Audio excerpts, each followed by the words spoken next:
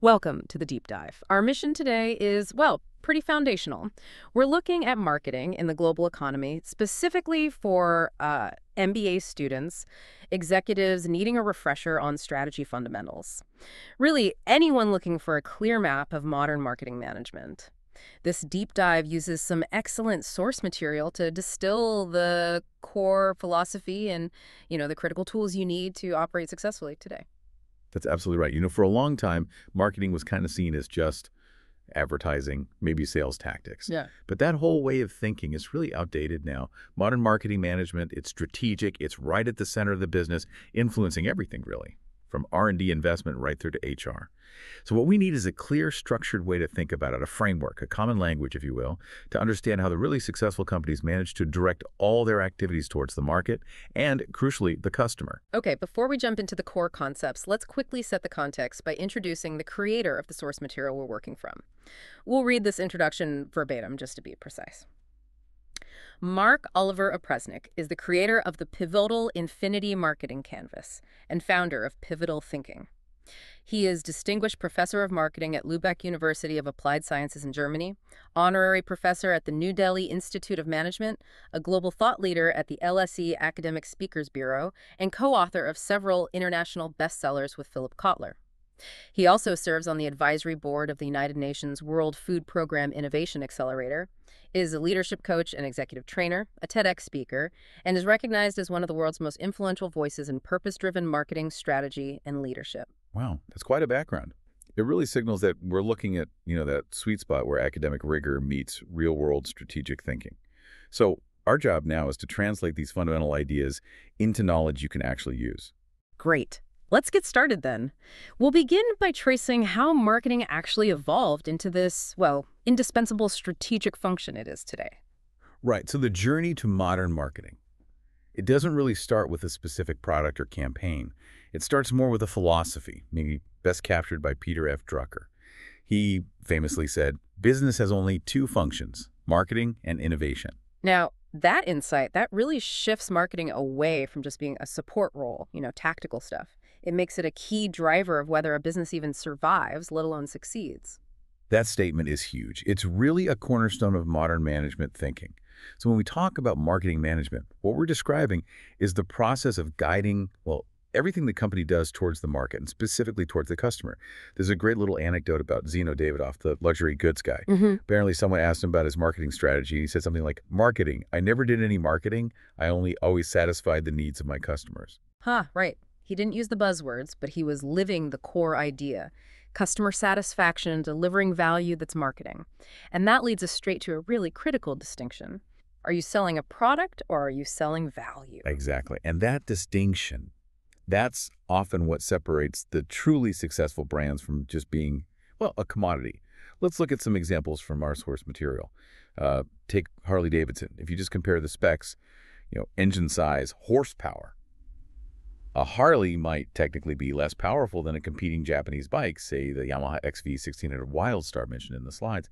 Yet the Harley costs significantly more, and the loyalty, it's intense. Why is that? It's clearly not just the engine specs they're buying. Precisely. They're not selling you a 1449 cc motorcycle. They're selling you freedom, dependence, adventure. Right. The bike itself is just the physical way to get that emotional value. The extra price isn't for the metal. It's for the identity, the feeling, the community that comes with it. And you see this in other industries too, like clothing. The source material mentions premium jeans, Q Religion, for example. Paying, say, 400 euros for jeans when a physically similar pair might be 90. You're not just buying denim. You're buying a lifestyle, an image. And maybe the most interesting, almost paradoxical example is Porsche. Ah, yes, the Porsche paradox. Tell us about that. Well, think about it. Porsche build cars that technically nobody needs. Basic transportation needs can be met far, far more cheaply. But everybody wants one, or at least many people do. The slides point out something fascinating. Porsche sells more cars in California with all its speed limits than anywhere else. And think about their SUVs like the Cayenne. How many of those actually go off-road? Almost none, right? They're selling aspiration, engineering prestige, status, not just a way to get from A to B. So if we step back and look at this historically, the source material lays out 5 distinct stages in marketing's evolution. And the driving force behind this evolution seems to be basically competition getting tougher and tougher. Yeah, absolutely. As competition heats up, companies are forced to focus more and more intently on the marketplace, on the customer. Understanding this historical flow is really helpful for you as an executive to figure out where your own industry might be. Okay, let's walk through those 5 stages. Stage 1 is production orientation. This is the earliest phase, back when demand was way higher than supply. The focus is totally internal. How can we make stuff efficiently? Henry Ford's famous line about the Model T sums it up perfectly. Any customer can have a car painted any color that he wants so long as it is black. Basically, if you can make it, people will buy it. Simple enough. What's stage 2? Stage 2 is product orientation. Okay, so now basic supply is kind of met. Companies shift focus to making better products, more R&D, more features, better quality. The assumption here, which is often flawed, is that the company with the most features or the technically best product will automatically win.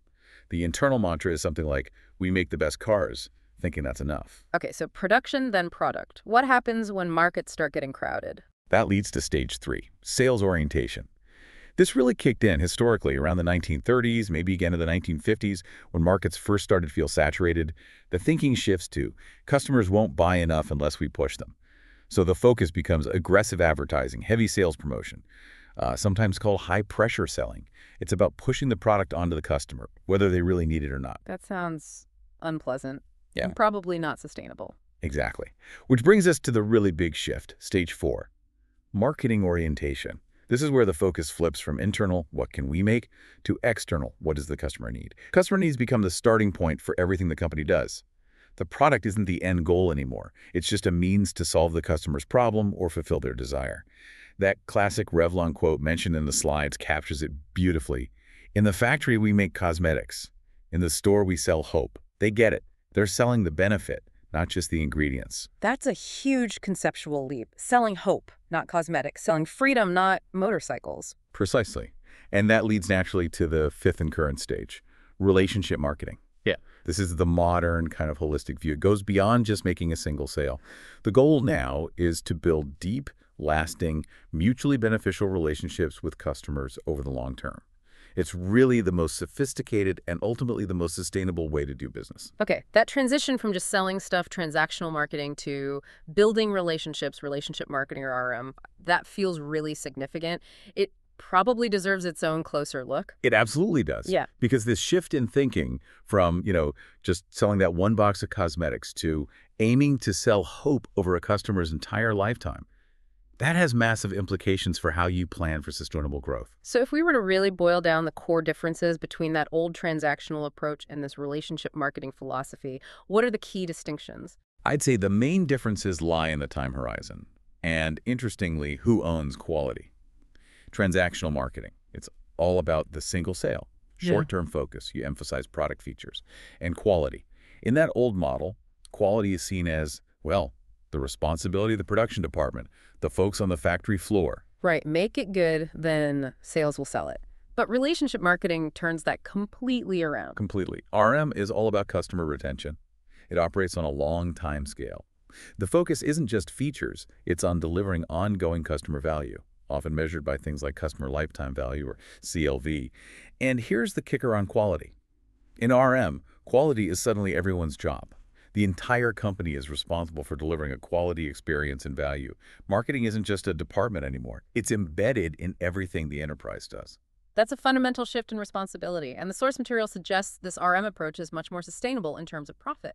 Why is keeping customers so much better financially than always chasing new ones? Well, the data on this is pretty consistent across industries. Acquiring a new customer. Yeah. It can cost something like 5 to 7 times more than just keeping an existing one happy. So the formal definition of relationship marketing, according to the slides, is about attracting, maintaining, and this is key, enhancing consumer relationships. It's described as an ongoing process. You're constantly identifying and creating new value with individual customers, and that you share the benefits of that value with them over the entire time you're associated. It's much more collaborative. You're not just selling to them, you're almost co-creating value with them. Okay, so if building these long-term relationships is the goal, how do companies actually manage that process? The source material mentions a model, the stages of relational development, often shown as a kind of funnel. Yes, that's a really useful visual. It helps you understand how the management focus needs to change as the relationship evolves.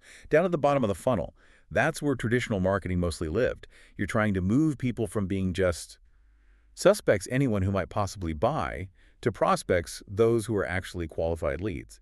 Then you convert them into first-time customers and hopefully into repeat customers. That's mostly the acquisition game. But relationship marketing really picks up after they become repeat customers. That's exactly right. The RM focus kicks in to move those repeat customers up the funnel. First, maybe to clients, people who start to trust your advice and expertise, not just your product.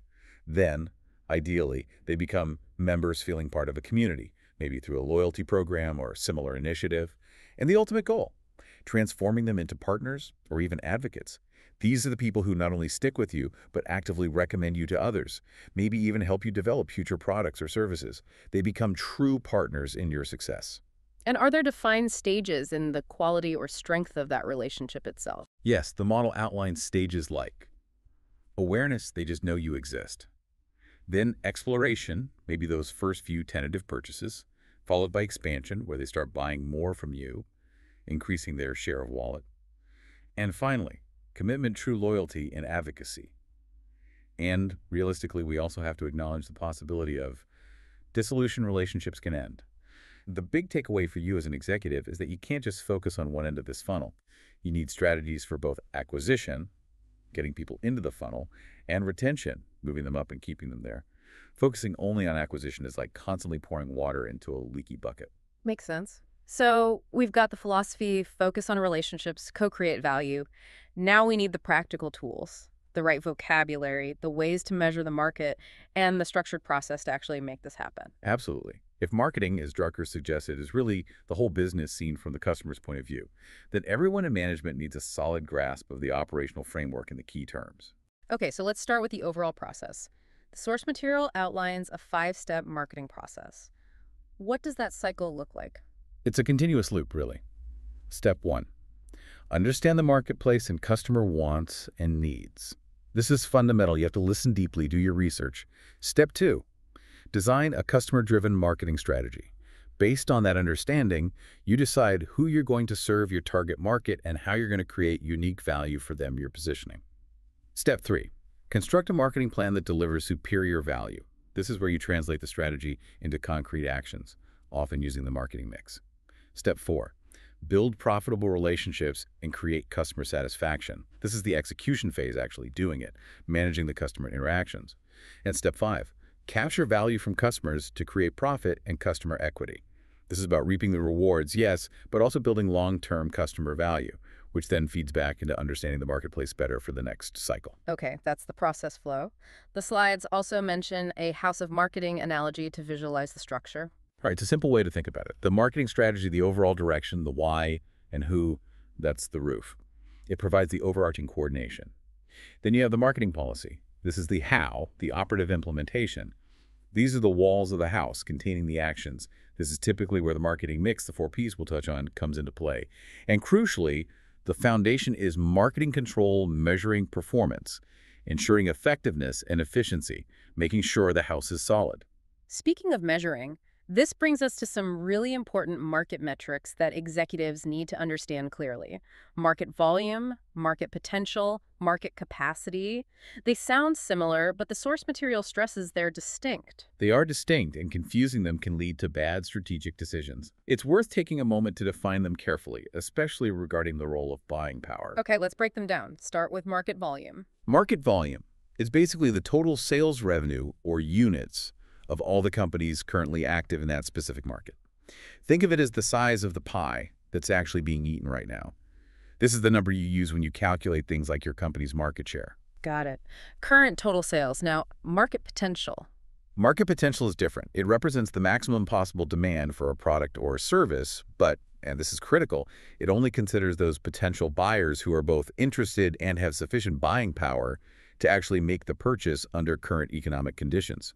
So it's a realistic ceiling for growth. It tells you how much more pie could be eaten given the current pool of able buyers. Okay, so potential is capped by current affordability for those interested. What about market capacity then? Market capacity is the absolute theoretical maximum demand. It imagines a scenario where every single person who might possibly be interested in the product actually has the buying power to get it. It's often an unrealistic number in the short term, but it's useful for very long-range planning, thinking about, future infrastructure needs or the ultimate theoretical size of the opportunity if economic conditions change dramatically. And knowing the volume and potential lets us calculate market saturation. Exactly. Market saturation is simply market volume divided by market potential, then multiplied by 100 to get a percentage. If your market saturation is, say, 95%, it tells you there's very little room left to grow just by finding new customers who can afford your product right now. Growth then has to come from somewhere else, maybe stealing share from competitors, getting existing customers to buy more often, or significantly through innovation and disruption. Which means defining your market correctly is crucial for knowing who your competitors actually are. The source material discusses the relevant market concept and gives two ways to think about it. Yes, how you define your market shapes your entire strategy. The first way is the product market concept. This is an error review. You define your competitors as only those making very similar products. The example given is Deutsche Bahn, the German rail service. Under this concept, their competitors are just other train companies. But there's a broader, more strategic way to look at it. Yes, the demand market concept, which aligns much better with the marketing orientation. Here, you define the market based on the customer need you're fulfilling or the problem you're solving. So for Deutsche Bahn, the need is mobility or getting from A to B. Suddenly, their competitors aren't just other trains, but also airlines, car rental companies, maybe even long-distance buses. It forces a much wider competitive view. The slides use another good example. If you make chocolate bars, is your relevant market just chocolate bars? Or is it the snacking market? Or maybe even the market for quick indulgence or comfort food? How you answer that drastically changes who you benchmark against and where you look for threats and opportunities. And all this careful analysis and planning is happening against a backdrop that's anything but stable. The source material brings in the VUCA acronym. Right. We operate in a VUCA world. Volatile, uncertain, complex, and ambiguous. Things change fast, unpredictably. This isn't just a buzzword. It means that adaptability and resilience have to be baked into your marketing strategy and your management actions. And failing to adapt, often because you're looking at your market too narrowly, can lead to a classic strategic blunder. Marketing myopia. Exactly. Marketing myopia, a concept famously articulated by Theodore Levitt back in 1960. It's the mistake businesses make when they define themselves by the product they happen to make, rather than the underlying customer benefit or need they fulfill. The slides use the ice industry as a historical case study of this. Can you walk us through that? It's a perfect example. The industry went through distinct technological shifts. You can think of them as S-curve jumps. Ice 1.0 was basically harvesting natural ice from lakes in winter. Ice 2.0 was the development of ice factories, centralized production, delivered to homes. Then came Ice 3.0, the home refrigerator, a personal, decentralized ice factory in every kitchen. The original ice harvesting and ice factory companies mostly went bust. Why? Because they defined their business as making and selling ice. They suffered from myopia. They failed to see that their real business was providing personal cooling solutions. If they'd seen that, they might have pivoted into refrigeration. They missed the S-curve jump because they were product-focused, not benefit-focused. And Levitt's other classic example was the railroads. Same story. Railroad companies define themselves as being in the railroad business. They should have realized they were in the transportation business. Because they were product-oriented, they missed the competitive threats and opportunities from cars, trucks, and airplanes until it was too late for many of them. And this kind of myopia, this focus on the current product for current profitable customers, is exactly what opens the door for disruption. Okay, let's talk about disruption. Drawing on Clayton Christensen's work as referenced in the material, how does that process typically unfold? Disruption often starts when a smaller new entrant targets segments of the market that the established companies, the incumbents, are basically ignoring or overserving. Incumbents tend to focus on their most demanding, most profitable customers. They keep adding features, improving performance, sometimes to the point where their product is actually too complex or expensive for other segments. And the disruptor comes in at the bottom or in a niche? Exactly. The disruptor often offers something simpler, cheaper, maybe more convenient, or tailored to a specific need that the incumbents have overlooked. They gain a foothold in that niche. Then, crucially, they don't stay there. They progressively improve their offering, moving up market, gradually appealing to more mainstream customers. Eventually, their product becomes good enough even for the incumbent's core market, and by then it's often too late for the established player to react effectively. Disruption has happened. The source material actually gives a very current example of this in action, the MBA market itself. Yes, it's a great contemporary case. Traditional MBA programs and higher education generally often segment the market based on demographics. They typically require, say, 2.5 years to complete, have strict admission criteria like needing a bachelor's degree, and rely heavily on on-site exams. This structure works well for some, but it effectively ignores the specific needs of many busy executives who need something faster, more flexible, more directly applicable to their job now. So how does the disruptive MBA model, like the one mentioned from Opresnik Management Consulting, approach it differently? They ditch the demographic segmentation.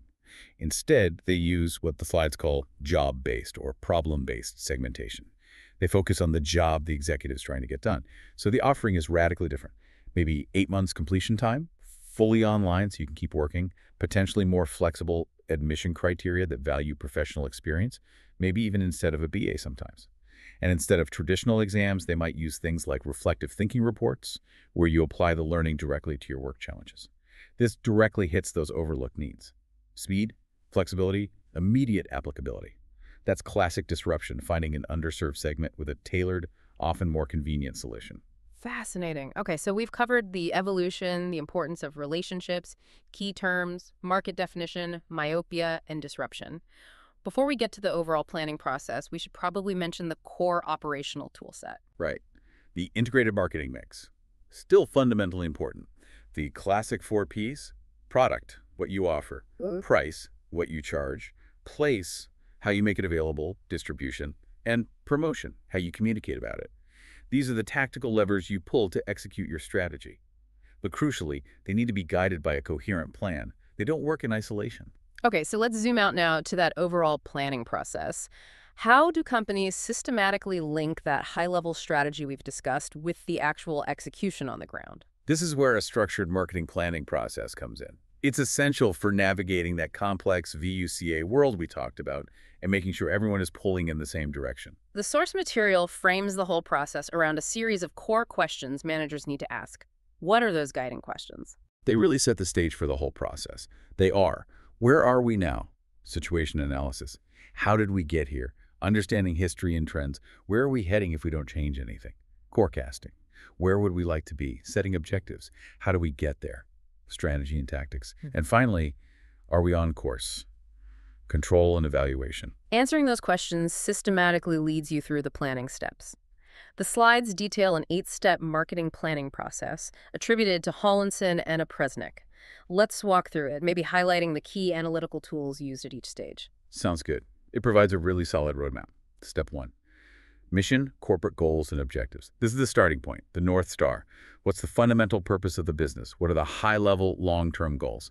This often connects back to the company's core values and maybe the founder's original vision. It sets the direction. Okay, define the mission first. Step 2. Step 2. Assessing the current internal and external situation. This is the deep dive into analysis you're trying to answer. What's going on outside the company in the market, industry, and wider environment. And what's going on inside the company are strengths, weaknesses, resources. This sounds like where those analytical tools come in that executives need to know. Exactly. For the external environment, you'd use tools like pest analysis, or PESTLE, adding legal and environmental factors. This helps you scan the big picture: political, economic, sociocultural, technological trends that create opportunities or threats. Then, to understand the specific industry dynamics, Porter's 5 forces is key. It helps you gauge industry attractiveness by looking at the power of buyers and suppliers, the threat of new entrants and substitutes, and the intensity of rivalry among existing players. And for the internal assessment, value chain analysis is a common tool. It helps you map out your company's primary and support activities to pinpoint where you create value and where your strengths and weaknesses lie in your capabilities and processes. Okay, so you gather all that internal and external data in step 2. What's step 3? Step 3. SWOT analysis. This is where you synthesize all that information. SWOT stands for strengths, weaknesses, opportunities, and threats. You systematically match your internal strengths and weaknesses from the value chain analysis, etc., with the external opportunities and threats, identified through PEST, 5 forces, etc. The goal is to figure out your overall strategic position. Where can we leverage our strengths to seize opportunities? How can we use strengths to mitigate threats? What weaknesses do we need to address, especially if they expose us to threats? It clarifies your strategic challenges and advantages. Right, SWOT brings it all together. Then step 4 sounds familiar. Step 4, segmentation, targeting, and positioning, STP. We touched on this. Based on your SWOT and market understanding, you define your market approach more precisely. Segmentation. How can we divide the overall market into meaningful groups with distinct needs or characteristics? Targeting. Which of these specific segments should we actually focus our efforts on? Positioning. How do we want our offering to be perceived in the minds of those target customers, especially relative to our competitors? This sets your competitive stance. So after STP, we move to the actual strategic choices in step 5. Step 5, strategic market plan.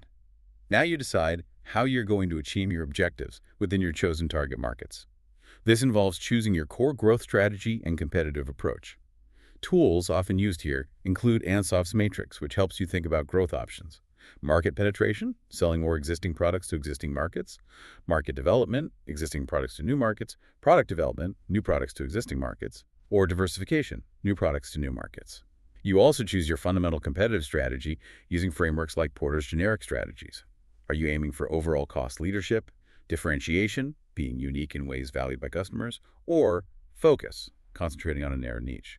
And portfolio models like the BCG Matrix, Boston Consulting Group, help you manage multiple products or business units by classifying them as stars, cash cows, question marks, or dogs, guiding investment decisions. Okay, strategy set. Step 6 feels like where the 4 Ps come back in. Precisely.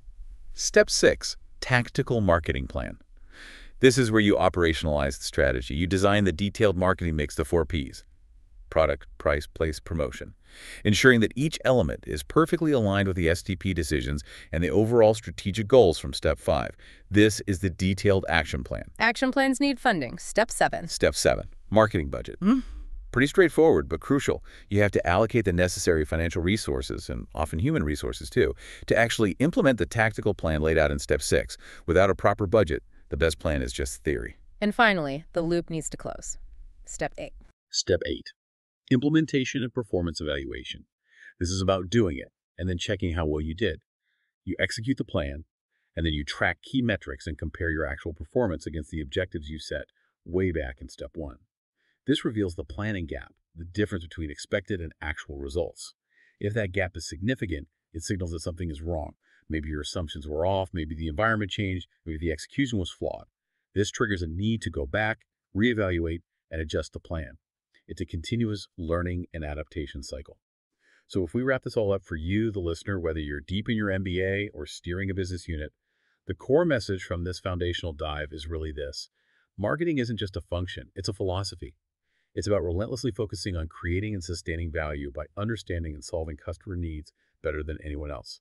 And today's world, that really has to be driven by building long-term relationships or relationship economics, because that's what leads to sustainable profit, not just one-off sales. That's a powerful summary. And maybe a final thought for you to consider as a manager or leader. This shift we've tracked from just making a product orientation to building lasting value through relationships, relationship marketing. It fundamentally changes who is responsible for things like quality and innovation. It's no longer just the engineers or the factory floor. It becomes everyone's job across the entire organization, embracing that integrated, customer-centric, relationship-focused view. That's not just a nice to have anymore. In this global VUCA environment, it's pretty much essential for long-term success. So we've laid the groundwork today, the evolution, the core concepts, the planning framework. Next time, we're going to roll up our sleeves and get practical with the first major stage of that planning process. That's right. Our next deep dive will concentrate squarely on Step 2 of the planning process, the critical task of situational analysis. We'll look in detail at how to assess your internal and external environment using tools like PS to T, 5 forces, and value chain analysis. And we'll connect that directly to the practical application of Step 4, segmentation, targeting, and positioning, STP. We'll explore how you actually use that analysis to carve out your market space and build a defensible competitive strategy. We definitely encourage you to subscribe to Professor Marc Oliver Opresnik's YouTube channel. You'll find more educational films, lectures, and interviews there to deepen your understanding of these vital concepts. Absolutely. Until our next deep dive, keep this in mind. Your business isn't truly defined by the thing you make, but by the customer problem you solve or the need you fulfill. Always focus on delivering that value.